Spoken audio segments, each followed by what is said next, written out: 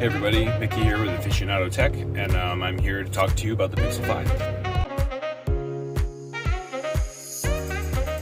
So I'm actually filming this whole thing on a Pixel 5 right now. I haven't actually done a microphone test myself, so this is kind of for me and for you. You can see kind of the video quality and the audio quality at the same time. I am going to be driving because then you can kind of see, the frame rates, all that good stuff, and that's always helpful. So here we go. A couple things I do like about the Pixel is the way it feels in your hand. It's pretty well balanced. It's a little bit on the light side, but it's not, it's not a massive complaint or anything. It's really good. It doesn't actually feel like aluminum to my fingertips, but I can tell it's not just plastic because it's too heavy to just be plastic. So it's a very odd thing. You kind of have to get used to it a little bit, and I always prefer glass.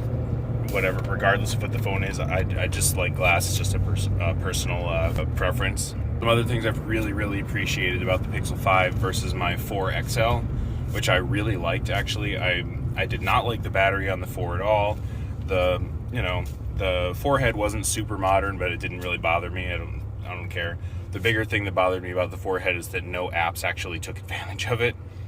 Which is super annoying because the Google developers made it very easy to go in and pretty much just enable it for Face Unlock, and like 2 apps did it, and none of them are the ones I use, so that was kind of annoying. I'll say this, is the Pixel 5 screen to me is a little darker than the Pixel 4 XL consistently. I don't know if that's the actual screen or if that's the way it processes light imaging, but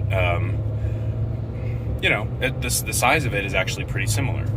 I think I have a picture. I don't know if the perspective is going to come out super well if I post it on this video, but I'll show it right now.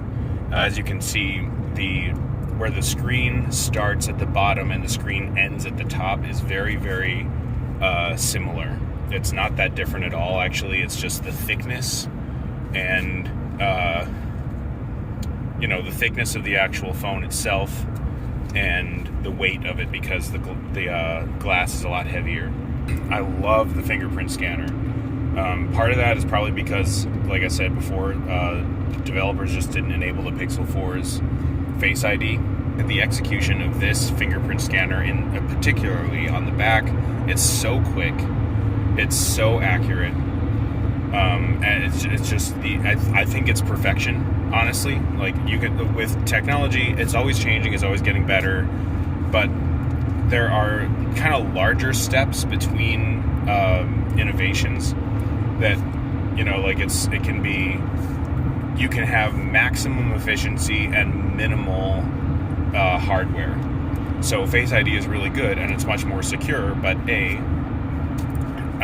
is it really that much more secure that we need to pay extra and have the extra real estate on the screen? Same question I asked with iPhone. At least with the way Soli interacted with the Pixel 4 and all that stuff, it just felt like a lot of steps to replicate something that you already do. Like, I had the Pixel 4 XL for about a year, and to this day, I still, at least once a week, tap the back of the phone where the fingerprint scanner is. And I'm not a person of habit. I change pretty quickly. I embrace change. I'm not that kind of person. But I still tap the back of the phone where the fingerprint scanner should be at least once a week, because it's just so efficient the way that is, because it's already where my finger is. It's literally no extra steps. I don't have to swipe to open. I don't have to do anything. It's Soli. One of the biggest arguments for Soli was that it knows when you're walking towards the phone, so it will prepare it for the Face Unlock, and it was blazing fast, which it was. But what's even faster? Reaching my hand in my pocket, and as I'm pulling it out of my pocket in that split second, touching the fingerprint scanner, and by the time it's looking at me, it's unlocked and ready to go. It doesn't take up any battery. It's just all that to say, I think it's the most efficient we're going to get right now until some sort of new technology comes up on us. So I'm really happy with the fingerprint scanner versus the Face ID. The things I don't like about the Pixel: the speakers. the biggest thing, hands down, is the speakers are just so disappointing to me. The 4XL and the 3A and the 4A, like all those excellent, spot on, very, very rich, exceeded my expectations almost every time, actually, to the point where I heard, like, the 3 speakers were far better than the 2, and the 3A were so much better than the 3, and the 4 was you could tell it was the premium version of the 3A, but it was a lot better. And then the 5 is like going back to the 2. So I understand it. I know why it is like that. But my theory is that Google, they got backed up with all the shutdowns and all that stuff this year. And what they did was they were like, okay, let's push back the 4A and let's rebrand the 5A plans as the 5, and let's push that out. And now we're going to get a more premium version in March, which actually has been confirmed. Or not confirmed, but like rumored. I've been thinking that for a couple months. I didn't make a video on it because it's just a thought I had, and then they confirmed it. So I guess I should start making more theory videos.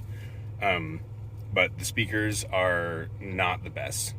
They'll work. They still sound like Pixel speakers to me. They've got that richness, but they're just not very good.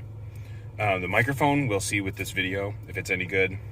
And the phone speaker is just fine. That's not the problem. It's like for music or for videos, that kind of thing.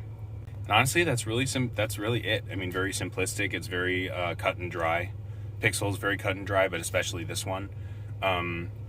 Just to recap, the battery is really good from my experience so far. I like the frills that seemed unnecessary to me, like the face unlock solely, which was cool, but I think they actually just threw it in the 4 to gather data for it. Honestly, I think it was a data harvesting thing more so than like, look at this innovation in a phone. They just had to sell it that way. That's my opinion, but I like that that's gone. It's just the hole punch on the corner. As you can see, it's a pretty wide angle. I'm holding my arm out a little bit, a little far, but that's not bad.